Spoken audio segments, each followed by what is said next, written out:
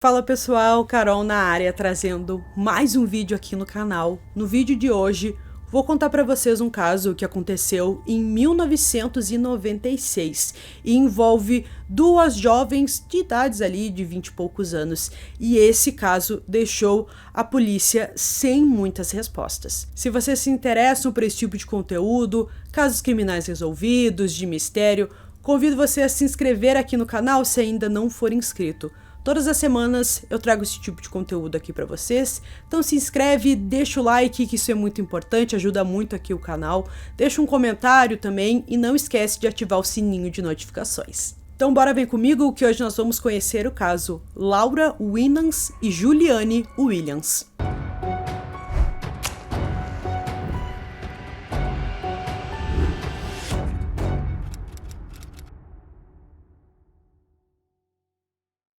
Laura Winans, ou apenas Lolly, conheceu Juliane Williams, ou Julie, em 1994, em uma organização de aventura em Minnesota, chamada Woods Women, uma organização sem fins lucrativos com foco em educação e viagens de aventura operada por mulheres e para mulheres, de Minneapolis, Minnesota. Ocorreu no período de 1977 a 99. Na época, as duas estavam na casa dos 20 anos e se tornaram amigas, por mais que elas fossem bem diferentes uma da outra. Lolly sempre estava disposta a experimentar cervejas artesanais. Ela vinha de uma família bem grande, estava na universidade e seu desejo era ser uma guia em meio à natureza. Sempre que podia, ela estava curtindo uma festa. Já Julie amava esportes, principalmente o tênis, na qual ela já era uma atleta experiente. Ela falava espanhol e trabalhava com imigrantes e pessoas vítimas de abuso, além de ter estudado paleontologia na faculdade. Depois que já se conheciam um tempo, as duas se apaixonaram e iniciaram um relacionamento. Em maio de 1996, Julie conseguiu um emprego novo, que começaria em 1º de junho.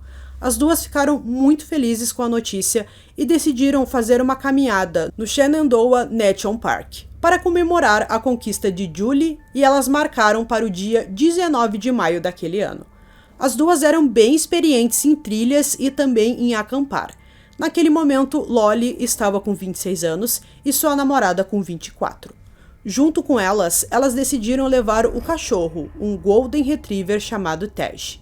O objetivo delas era passar alguns dias no local e Julie avisou o pai que voltaria no dia 28 de maio. Juliane e Laura foram vistas pela última vez no dia 24 de maio. Chegou o dia 28, que era o dia que a Julie tinha combinado com seu pai que elas voltariam para casa, e as garotas não apareceram. Então seu pai não conseguiu entrar em contato com ela e ele ficou, é claro, muito preocupado. Acreditou que as duas poderiam estar em perigo. Então ele foi até a polícia e no dia 31 de maio as duas foram dadas como desaparecidas. Depois de apenas um dia procurando pelas duas, a polícia encontrou os corpos de Laura e Juliane, em 1º de junho de 96. Os guardas localizaram o carro das jovens ao norte de Skyland Lodge, no Parque Nacional de Shenandoah.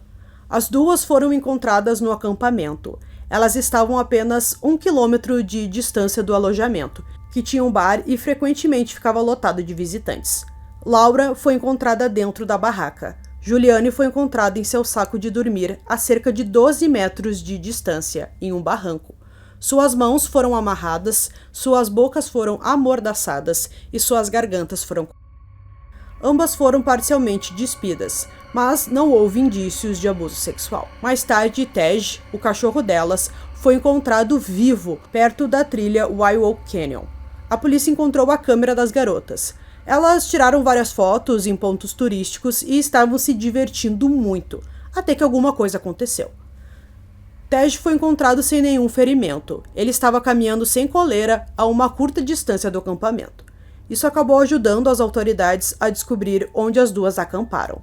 De início, a polícia acreditou que se tratava de um crime de ódio por causa da sexualidade das garotas, mas eles não tinham certeza de que foi realmente isso, até que um suspeito apareceu. Durante a investigação, a polícia identificou um suspeito chamado Daryl David Rice.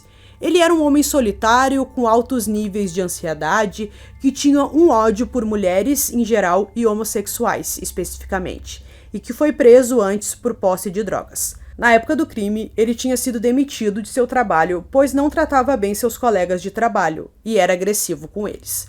A polícia o perseguia após uma tentativa de sequestro de uma ciclista no mesmo parque em julho de 97, o mesmo local onde o crime contra Lolly e Julie ocorreu.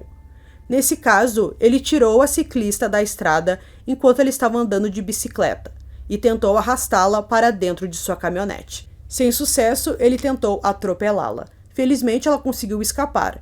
Ele se declarou culpado do crime e recebeu uma sentença de 11 anos. Em abril de 2002, Daryl Rice foi acusado dos assassinatos de Juliane e Laura. Os investigadores alegaram que ele as matou porque odiava mulheres e homossexuais. Ele fez declarações aos investigadores de que odiava gays e atacava as mulheres porque elas são mais vulneráveis que os homens. Ele também afirmou que as duas mereciam morrer porque eram vadias lésbicas.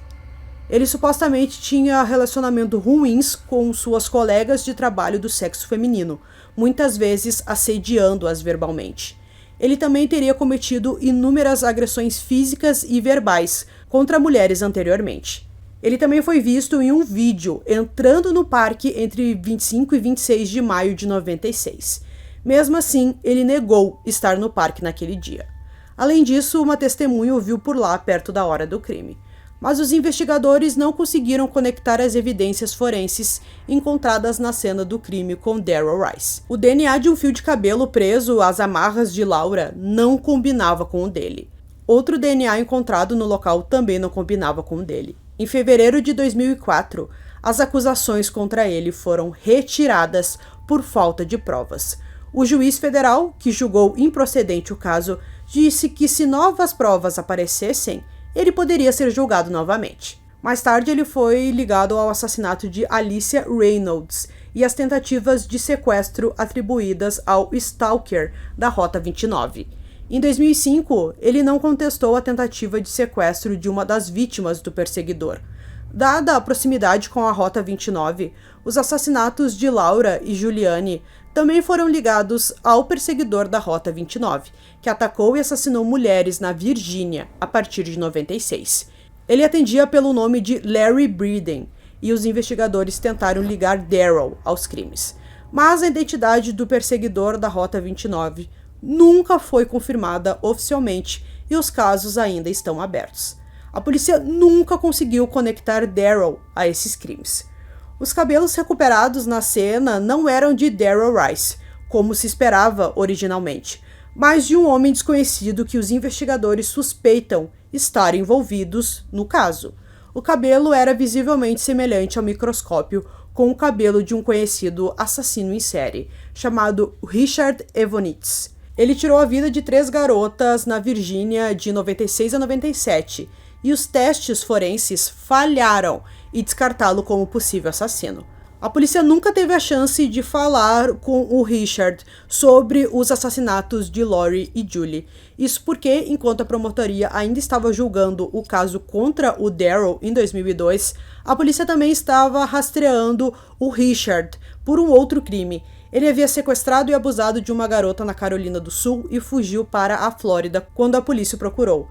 Ele aparentemente confessou alguns crimes quando a polícia o cercou na Flórida, mas ele se recusou a se render pacificamente aos policiais. Eles soltaram um cão policial em Richard, mas ele apontou uma arma para si e acabou tirando a própria vida antes que eles pudessem alcançá-lo. Então ali a polícia não tinha mais muito o que fazer.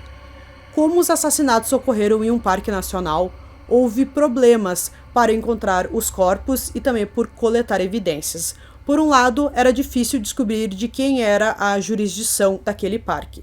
O National Park Service tinha sua própria filial para investigar o crime. No caso das duas, apenas o governo federal tinha autoridade para cumprir a lei, mas eles também trabalharam com outras equipes. A cena do crime acabou sendo investigada por agentes especiais do próprio parque, do FBI e da polícia do estado da Virgínia, porque os parques não possuíam equipamentos necessários na época para conduzir ali uma investigação mais precisa, a gente pode dizer. Como a cena foi ao ar livre e em um local remoto, também foi muito problemático para a coleta de evidências. Era difícil avaliar o tamanho da cena do crime, mas eles foram capazes de encontrar DNA ali naquelas ataduras que as jovens usavam nas mãos, bem como 5 fios de cabelos que não eram delas e nem do cachorro. Durante as investigações, a polícia encontrou 2 pessoas que podem ter presenciado parte dos crimes, mas suas versões não foram consideradas confiáveis. Anthony Cowley e sua namorada estavam acampados no parque na época e alegaram ter visto Daryl Rice. Isso foi 5 anos depois do fato. Porém, Anthony disse que não podia ter certeza de que era mesmo Daryl, embora tenha escolhido sua foto em uma lista. Sua namorada também relatou ter ouvido gritos durante a noite que eram altos o suficientes para acordá-la. A defesa de Daryl alegou que ela sonhou com esses gritos. A própria mulher acabou concordando que poderia ter sonhado com isso. O caso de Laura e Giuliani permanece aberto e é considerado um caso ativo. Os investigadores pedem que qualquer pessoa que estivesse no parque no momento do crime denuncie qualquer coisa que tenha visto ou ouvido durante esse período.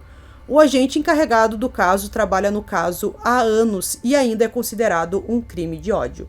Com os avanços da tecnologia, os investigadores esperam que uma nova luz seja lançada sobre o caso e que algum dia alguém com informações apareça. Existem cartazes atualizados pedindo informações nas redes sociais. Andon Lee, o agente especial encarregado da divisão do FBI, disse abertamente que não vê o caso como frio. Este é um caso pendente e fico irritado com o termo caso arquivado. Faremos tudo para encontrar justiça no caso e até esgotarmos todos os nossos meios. Continuamos até hoje a explorar as provas existentes e a tentar obter novas provas. Julie e Lolly não foram esquecidas na divisão de Richmond do FBI e vamos perseguir agressivamente todas as pistas nesse caso. Em um artigo de junho de 2021, a fundadora e diretora do Projeto Inocência na Faculdade de Direito da Universidade da Virgínia e uma das muitas advogadas e investigadoras que compõem a equipe de defesa de Daryl Rice, criticou o FBI por divulgar novos pôsteres de busca de informações e reiterou a decisão do governo de reexaminar todas as provas recolhidas no local do crime. Ela aponta que os cabelos recuperados e a fita adesiva usada para prender as garotas combinam com o assassino em série e suspeita que as amostras de cabelo são de Richard Evans. Ela disse que excluem 2 dos 650 pares de base em uma cadeia mitocondrial. A mulher acredita que se as amostras de cabelo fossem testadas novamente, a tecnologia disponível atualmente produziria resultados completamente conclusivos e que mostraria que Richard Evans foi o responsável por aquele crime.